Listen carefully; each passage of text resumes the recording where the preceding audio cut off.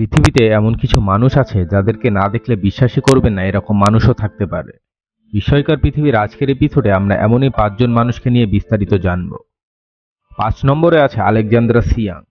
এই মেয়েটি এমন একটি বিশেষ মেডিকেল কন্ডিশনে রয়েছে যাকে দেখলে 8-9 বছরের বাচ্চা মেয়ে মনে হয়।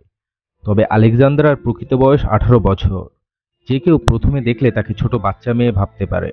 তবে আলেকজান্দ্রা তার বডি শেপের জন্য ইন্টারনেটের দুনিয়ায় ভাইরাল। 4 নম্বরে রয়েছে জ্যোতি আমজি।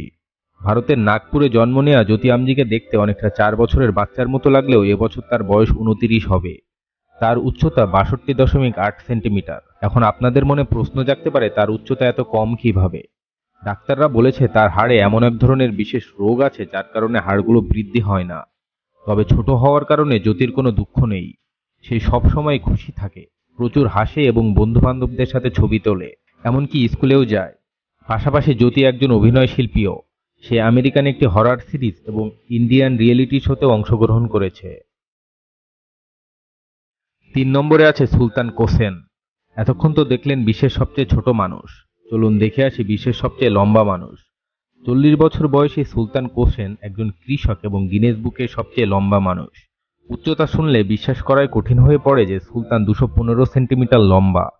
জ্যোতির হাতের সাথে তুলনা করলে তার হাত দৈত্যের হাতের মতো দেখায়। তবে সুলতানের মাথায় একটি টিউমার আছে।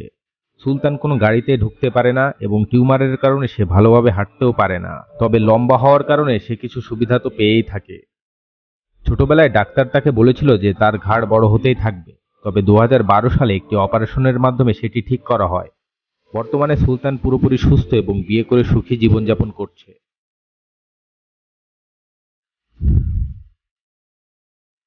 2 নম্বরে আছে এজিও আকোস্টা। 1999 সালে জন্ম নেওয়ার সময় ডক্টর বলেছিল এই বাচ্চা বাঁচবে না। যখন এজিও একটু নর্মাল হলো, ডাক্তার বলল বেঁচে তো গেছে, তবে বেশি দিন বাঁচতে পারবে না।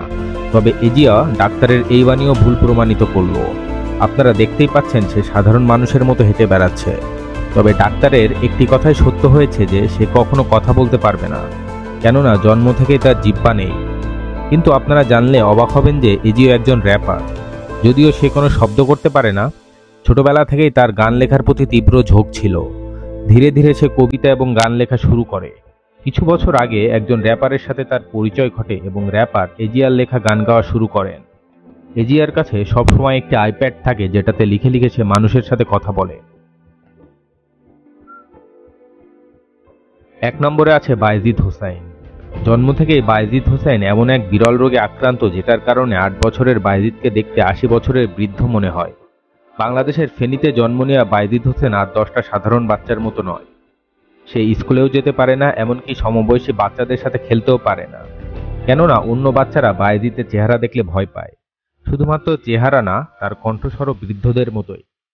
বায়েজিদকে জন্ম দেওয়ার কারণে তার মাকেও বিভিন্ন খারাপ কথা শুনতে হয়। আজকে এই পর্যন্তই। ভিডিও কেমন লাগলে কমেন্ট করে জানাতে ভুলবেন না। আর আপনার আশেপাশে যদি এমন মানুষ থাকে তবে তাদের প্রতি সদয় আচরণ করুন। দেখা হবে আগামী কোনো পর্বে। সে পর্যন্ত সুস্থ থাকবেন। ধন্যবাদ।